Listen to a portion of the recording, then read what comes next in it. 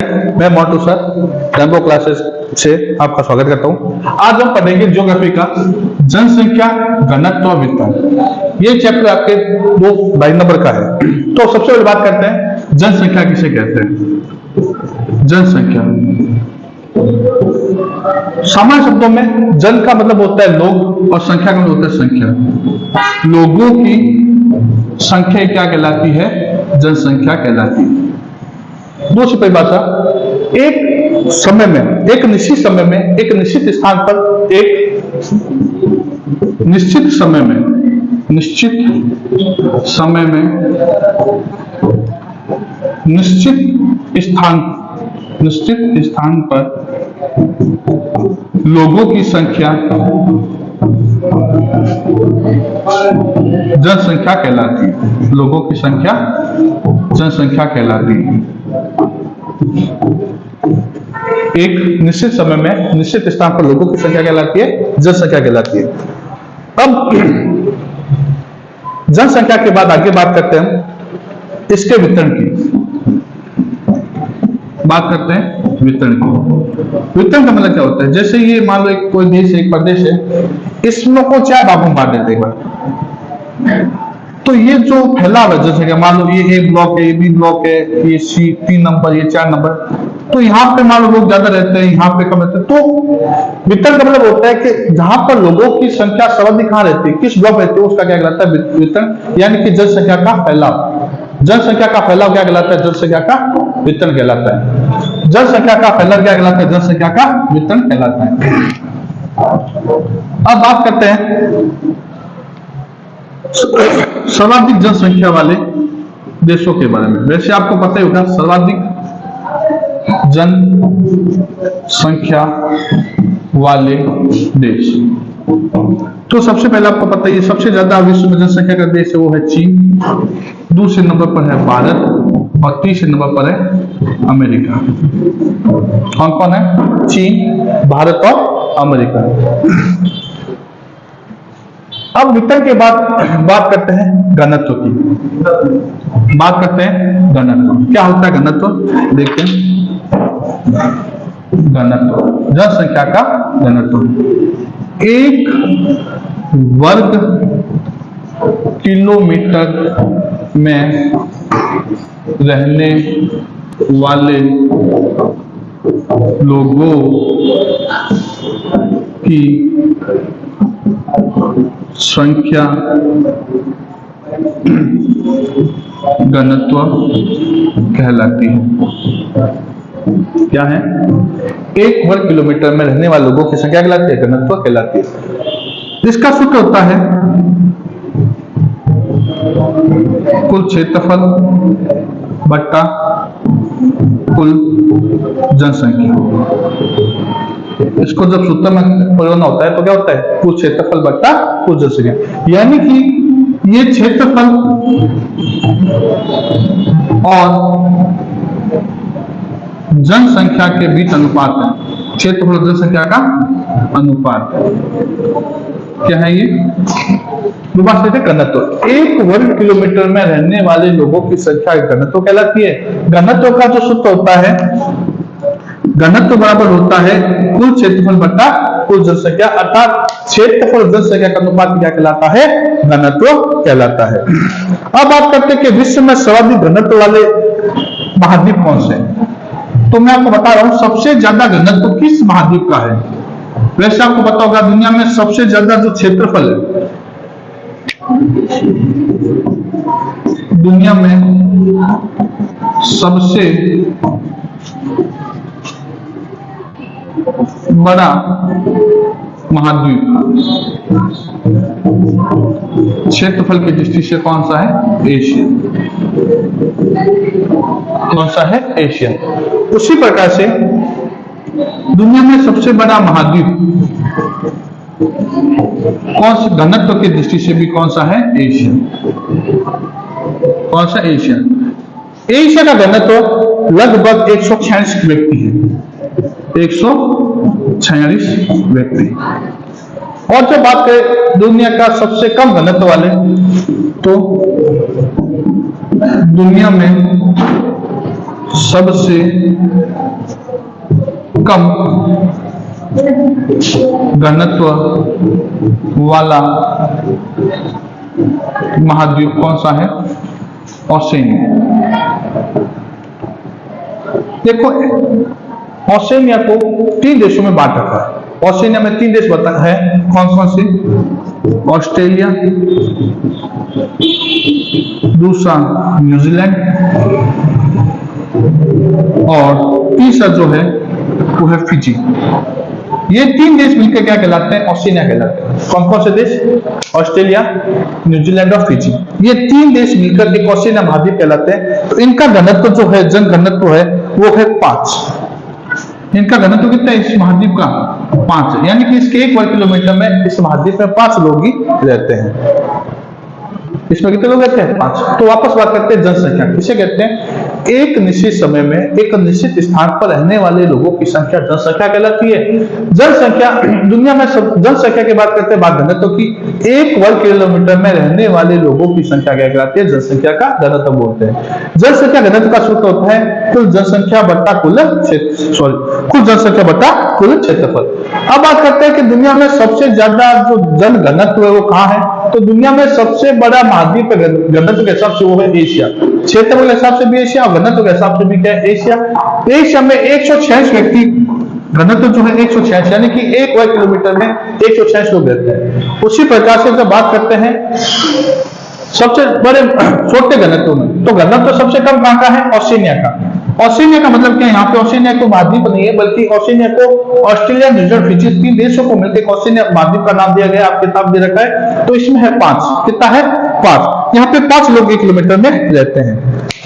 अब बात करते हैं कि वितरण की, कि जनसंख्या का वितरण कहाँ कहाँ है, कैसे कैसे है, उसके बारे में बात करते हैं। अब बात करते हैं वितरण की। जनसंख्या का वितरण, जनसंख्या का वितरण, जनसंख्या का वितरण का मतलब होता है एक जो एरिया होता है, कहां पर व्यक्ति रहते हैं। तो कोई भी व्यक्ति रहेगा तो उसके वितरण का एक बहुत बड़ा हिस्सा होता है कि व्यक्ति कहाँ रहना पसंद करता है। तो सबसे पहले व्यक्ति कहाँ रहना पसंद करता है, इसके लिए मैं आपको 3 पॉइंट बताता हूँ। सबसे पहले बात करते हैं उसके भौगोलिक कारक। कोई व्यक्ति कहीं पर रहता है तो वहां का भौतिक कारक देखता है। भौतिक का मतलब होता है आसपास के स्थानों को देखते हैं, आसपास के पेड़ पौधों को देखता है, आसपास की जमीन को देखता है। तो उसमें सबसे भौतिक कारक में सबसे पहले आता है भू आकृति। सबसे पहले क्या आता है? भू आकृति। तो आपको बताते हैं कि जनसंख्या के जो ज्यादातर जो लोग होते हैं, जहां कहाँ रहना पसंद करते हैं, जहां की भौतिक आकृति, भू आकृति क्या मैदानों में हो। कहा हो? मैदानों में। दुनिया की लगभग 60% जो आबादी वो कहाँ रहती है? मैदानों में रहती है। ज्यादातर लोग मैदान रहना पसंद करते हैं। क्यों रहना पसंद करते हैं? क्योंकि यहाँ का जो जीवन स्तर है, यहाँ पे परिवहन के जो साधन है, यहाँ पर जो नदियों का जो बहाव है, यहाँ पर जो कृषि के जो साधन है, वो सबसे ज्यादा अच्छे होते हैं कहाँ पर? मैदान में। तो हर व्यक्ति क्या देखता है? भू आकृति। तो ज्यादातर व्यक्ति कहाँ रहना पसंद करते हैं? मैदानों में। भौतिक का दूसरा प्रकार है वो है जलवायु। जलवायु। अब बात करते हैं जल। देखो जलवायु 2 शब्द से मिलकर बना है, जल प्लस वायु से। जल और वायु।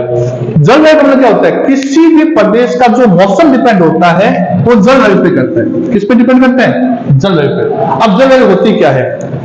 किसी प्रदेश के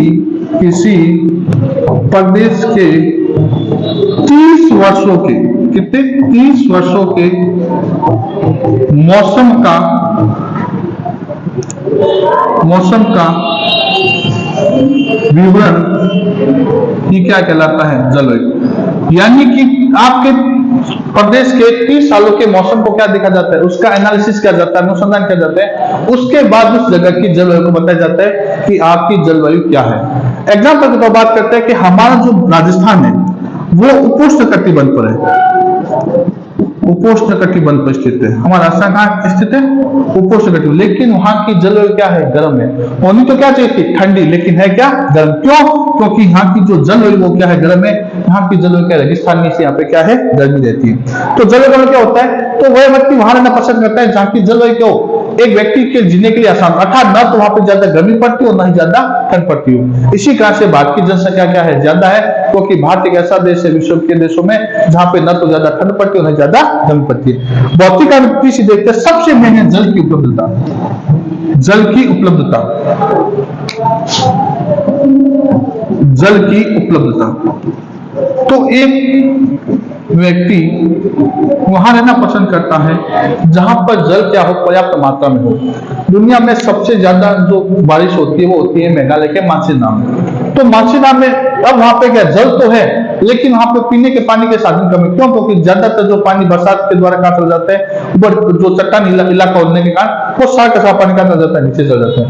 तो वह व्यक्ति वहां पे रहना पसंद करता है जहां की जलवायु क्या हो, जहां पे पानी क्या हो, बहुत ज्यादा हो या सही मात्रा में मौजूद हो। तीसरा बात करते हैं मृदा की।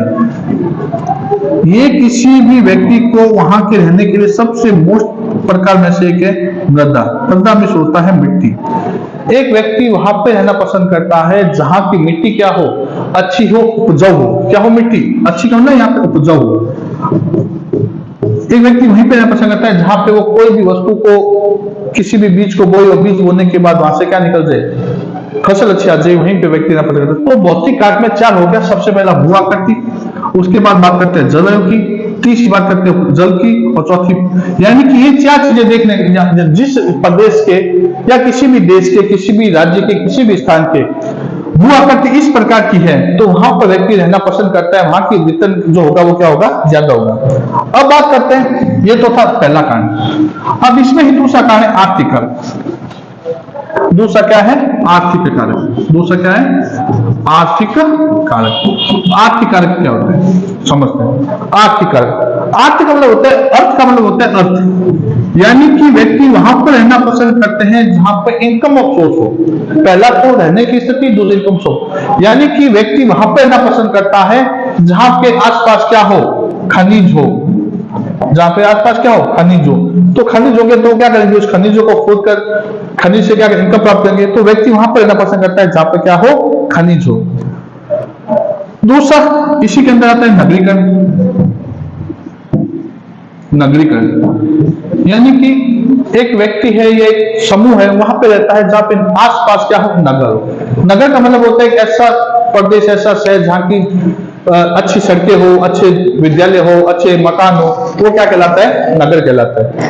उसके बाद बात करते हैं औद्योगिकरण की, उद्योगों की। अर्थव्यवस्था का तीसरा हिस्सा आता है उद्योग, अर्थात हम वहां पर रहना ज्यादा पसंद करते हैं जहां पर क्या हो, उद्योगों की स्थिति अच्छी हो। यानी कि उद्योग कहाँ अच्छे होंगे, जहां पर बुआ करके अच्छी होगी, जहां पर सरकार क्या होगी, अच्छे से कार्य करेगी, वहीं पर हम स्थापित करेंगे, उद्योग स्थापित करेंगे। तो जहां पे आर्थिक कार्य अच्छे होंगे वहीं पर जनसंख्या का वितरण होगा, और जहां पे आर्थिक कार्य नहीं होंगे वहां पर जनसंख्या का वितरण नहीं होगा। एग्जाम्पल के तौर पर बात करते हैं हम इंग्लैंड के मैनचेस्टर की।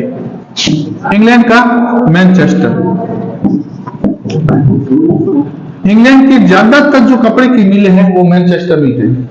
इंग्लैंड में ज्यादातर जो कपड़े की मिलें वो क्या है, मैनचेस्टर में। अब इसका तीसरा पॉइंट वो देखते हैं, वो है सामाजिक और सांस्कृतिक। सामाजिक और सांस्कृतिक। तो वापस एक बार रिवीजन कर बता देता हूँ, कर देता हूँ। जनसंख्या वितरण में पहला क्या है, भौतिक कारक, दूसरा आर्थिक कारक, तीसरा है सामाजिक और सांस्कृतिक। सामाजिक और सांस्कृतिक यानी कि कहने वाला एक व्यक्ति वहां पर रहेंगे या समूह वहां पर रहेगा जहां पर समाज, उस समाज के लोग और संस्कृति के लोग साथ में रहते हो।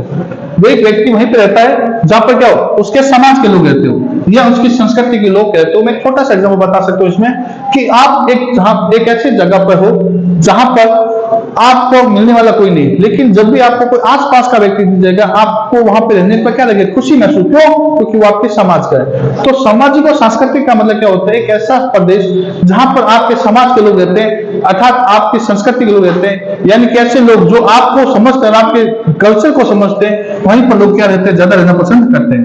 इस प्रकार में समझा कि जनसंख्या का वितरण कहां पर होता है, कहां पर नहीं होता। तो जनसंख्या के वितरण को प्रभावित करने वाले घटक, वितरण को प्रभावित करने वाले घटक कौन कौन से हैं, करने वाले घटक कौन कौन से हैं, भौतिक कारक, आर्थिक कारक और सामाजिक और राजनीतिक अर्थ। तो ये था आज का टॉपिक। कल मैं आपको इसके आगे बारे बताऊंगा। जो टॉपिक होगा वो अपना होगा प्रवास से संबंधित होगा कि जनसंख्या का प्रवास से आप क्या समझते हो, प्रवास क्या होता है क्या नहीं होता। धन्यवाद।